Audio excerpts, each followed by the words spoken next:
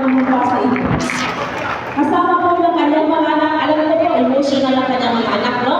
So, nandito po sila, si Kuya Ali Lumbawa, si Abdul Malik, si Fatima, nandito din ang kanyang anak, si Amina, nandiyan daw din ang kanyang may bahay. So, ito po yun, pinagpapatuloy namin yung kanyang nasimulan. So, nandito po kami para manumpa sa inyo.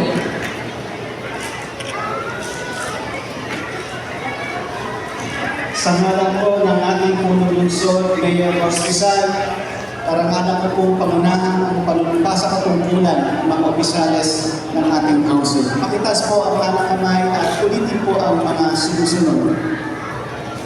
In the name of Allah, I state your name. Do solemnly swear without any hesitation that I will fulfill my duties as in your position of Calamba City Muslim Consultative Council Incorporated, to help and support other officers and the general membership